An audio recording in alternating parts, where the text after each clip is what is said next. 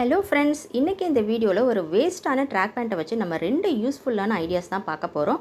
Video ஃபுல்லாக பாருங்கள். பிடிச்சிருந்துச்சின்னா like பண்ணுங்கள் ஃப்ரெண்ட்ஸ். வாங்க அது என்னென்னு பார்க்கலாம்.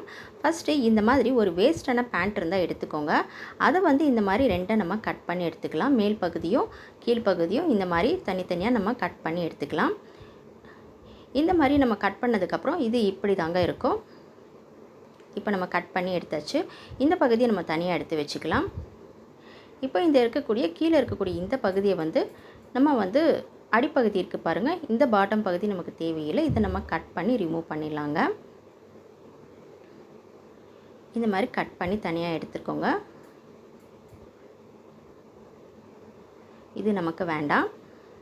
இப்போ இந்த பேண்ட்டை ஒன்று மேலே ஒன்று வச்சு நம்ம நீட்டாக கட் பண்ணி எடுத்துக்கலாங்க. இந்த மாதிரி சின்ன சைஸாக மெல்லி சைஸாக வர மாதிரி நம்ம இதை கட் பண்ணி எடுத்துக்கலாம்.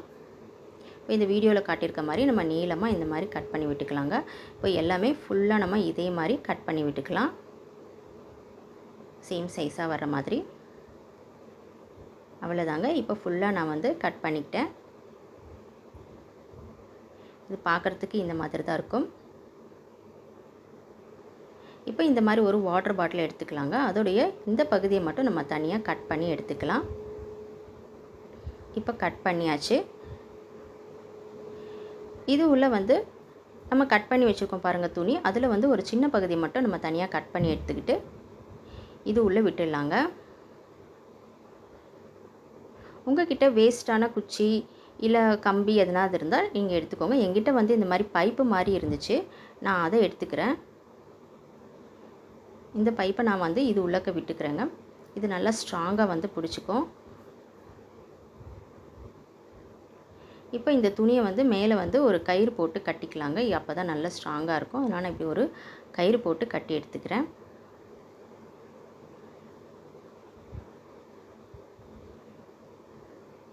இப்போ மீதி இருக்கக்கூடிய துணியெல்லாம் இது மாதிரி இது மேலே சுற்றி விட்டு நம்ம இன்னொரு கயிறு போட்டு நல்லா கட்டி எடுத்துக்கலாங்க.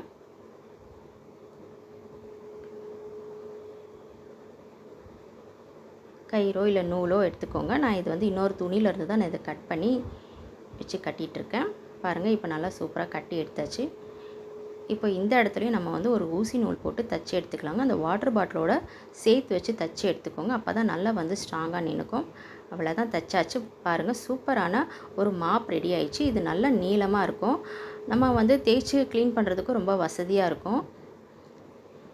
இது ரொம்ப நீளமாக இருக்குது அப்படின்னு ஃபீல் பண்ணிங்கன்னா நம்ம இதை கூட நம்ம சின்னதாக ஆக்கிக்கலாங்க. இது மாதிரி இழுத்து இழுத்து விட்டுக்கோங்க. அப்போ தான் பார்க்குறதுக்கு கடையில் வாங்கின மாப் மாதிரியே இருக்கும்.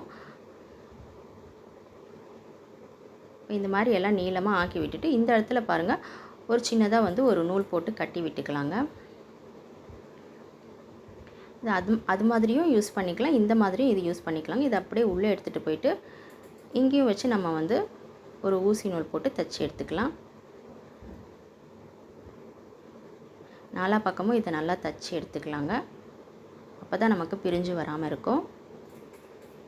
அவ்வளோதாங்க, சூப்பராக ரெடி ஆயிடுச்சு. பாருங்கள், நல்லா வெயிட்லெஸ்ஸாக இருக்குங்க. இப்போ நம்ம கடையில் வாங்குகிற மாப்லாம் இழுத்து க்ளீன் பண்ணுறதுக்கு கையே வலிச்சிடும், ரொம்ப வெயிட்டாக இருக்கும். இது நல்ல வெயிட்லெஸ்ஸாக இருக்கும். ஃபேனை கூட ஈஸியாக நம்ம இதை வச்சே க்ளீன் பண்ணிக்கலாங்க. ரொம்ப சூப்பராக க்ளீன் பண்ணி கொடுக்கும். பாருங்கள் எவ்வளோ தூசி வந்திருக்குன்ட்டு. ஸோ ரொம்பவே யூஸ்ஃபுல்லாக இருக்கும். ட்ரை பண்ணி பாருங்கள். இப்போ மீதி எடுத்து வச்சுருக்கோம் பாருங்கள், அந்த பேண்ட் பகுதியில் அதை இந்த மாதிரி உள்பக்கமாக திருப்பி விட்டுக்கலாம். திருப்பி விட்டுட்டு அதோடைய அடிப்பகுதியை இந்த மாதிரி ஊசி நூல் போட்டு தைச்சி எடுத்துக்கலாங்க.